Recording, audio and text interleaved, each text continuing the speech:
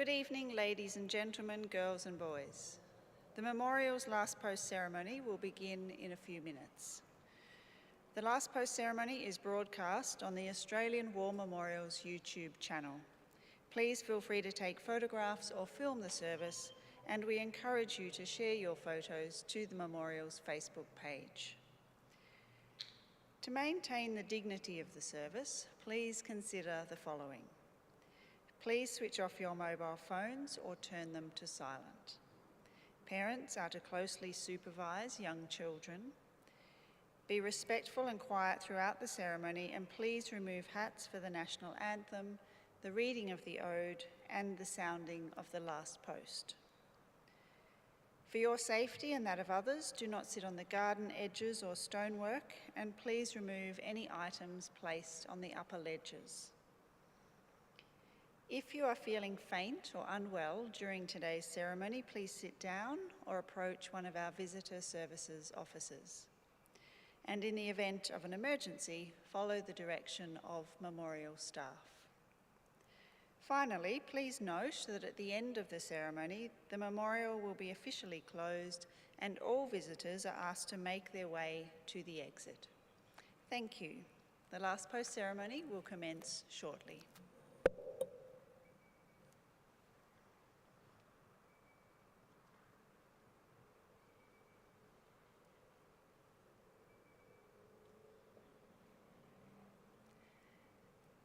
Good evening, visitors, and welcome to the Australian War Memorial's last post ceremony. My name is Sharon Bown, and joining us this evening from the Australian Army is Major Mick Cracknell. This evening, we warmly welcome Wing Commander Dr. Mary Ann Whiting, retired, representing the Air Force Association. We welcome the veterans who have served, those that are still serving, and the families that love and support them.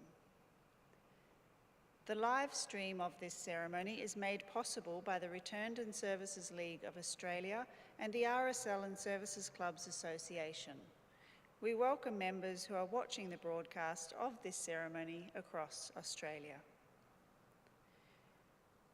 During this evening's ceremony, wreaths will be laid at the base of the pool of reflection by visitors to the memorial. If you are able, would you now please stand and join in singing the national anthem?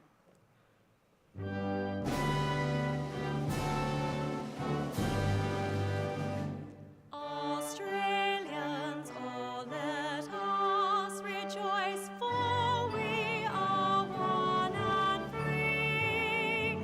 We've golden soil and wealth for toil. Our home is God by sea. Our land abounds in nature's gifts of beauty, rich and rare. In history's page, let every stage advance Australia fair. In joyful strains, then let us sing, advance Australia fair. Those requiring a seat, please be seated.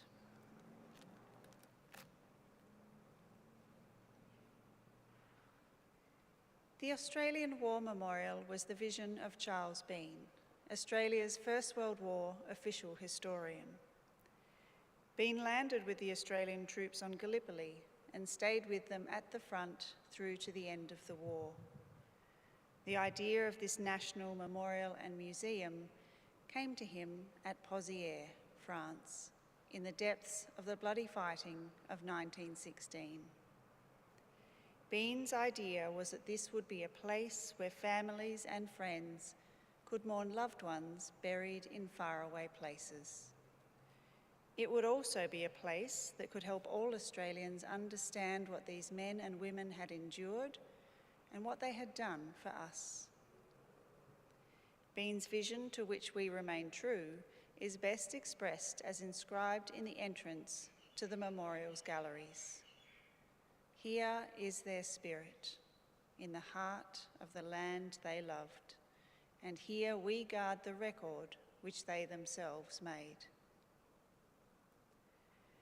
Tonight we will read the story behind just one of those on the Roll of Honour, which lists the names of more than 103,000 men and women who have given their lives for us in war and on operations for more than a century.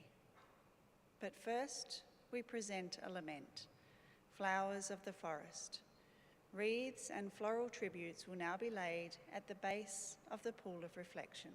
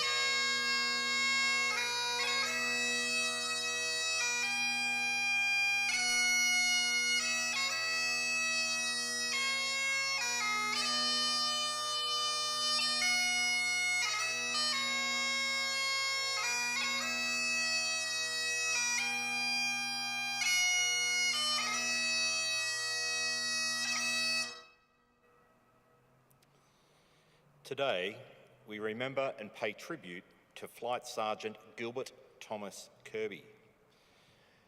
Gilbert Kirby was born on the 28th of September 1924 in Toowoomba, Queensland, to Elva and Cyril Kirby. His father was a fruit farmer who had served with the 31st Battalion in the First World War, during which he was awarded the Military Medal. Growing up, Gilbert had two sisters, Joyce and Shirley, and two brothers, Pat and Ivan.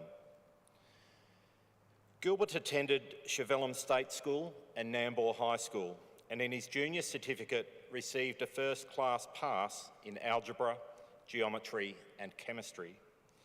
He was known to be fond of tennis and cricket. He went on to train at the Teachers Training College in Brisbane and taught at Dundulla near Mackay. On the 1st of January 1943, Kirby enlisted in the Royal Australian Air Force, aged 18. He trained as an air gunner. In November, received his air gunner's badge and was promoted to sergeant.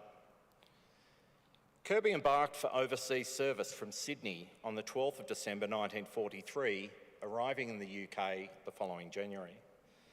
As part of the Empire training scheme, he was one of almost 27,500 Royal Australian Air Force pilots, navigators, bomb aimers, wireless operators, air gunners and flight engineers who, throughout the course of the war, joined the British and Commonwealth squadrons based in Britain.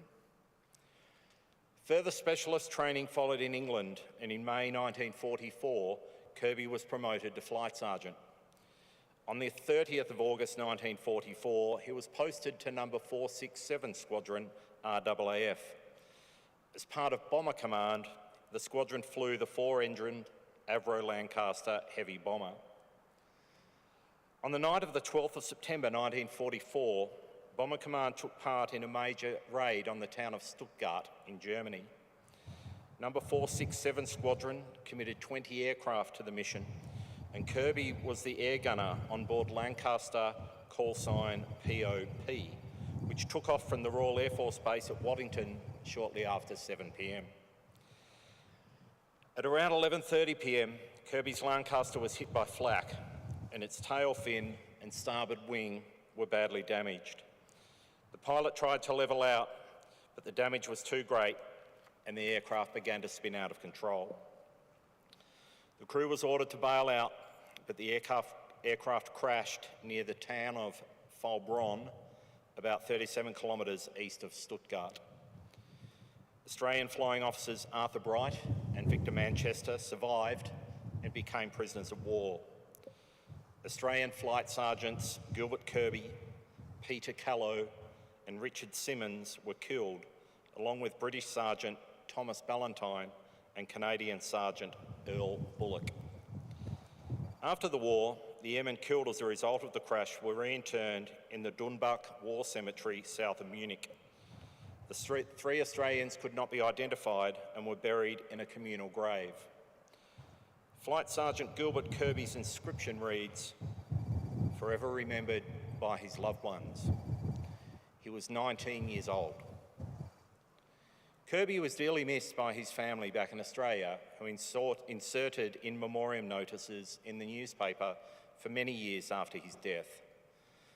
Flight Sergeant Gilbert Kirby's name is listed on the Roll of Honour on my left, among almost 40,000 Australians who died while serving in the Second World War. His photograph is displayed today beside the pool of reflection. This is but one of many stories of service and sacrifice told here at the Australian War Memorial.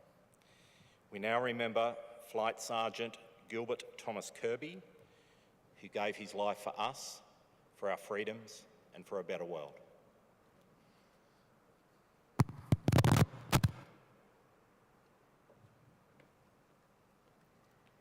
Please stand for the reading of the Ode and the sounding of the last post. They shall grow not old as we that are left grow old.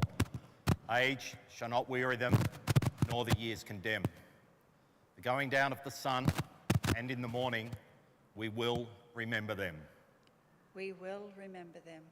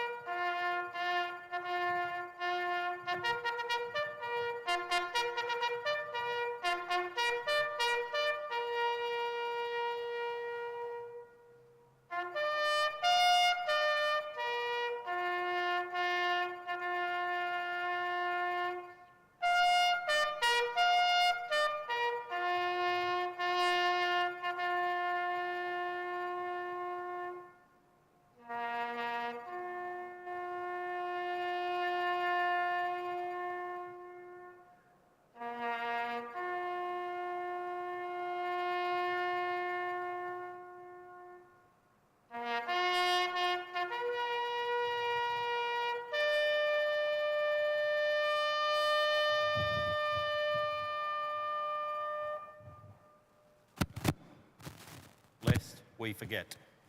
Lest we forget.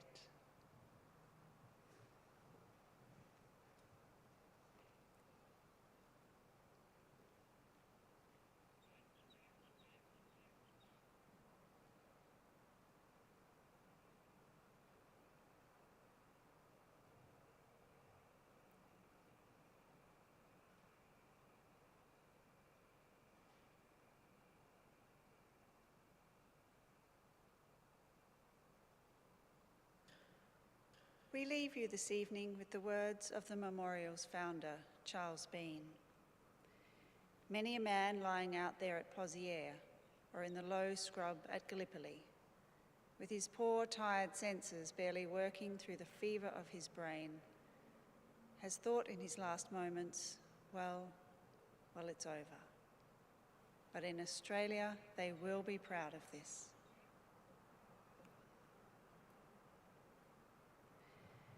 Ladies and gentlemen, girls and boys, that concludes the last post ceremony. On behalf of the director, staff and volunteers, thank you for visiting the Australian War Memorial today, and we wish you all a very pleasant evening. Thank you.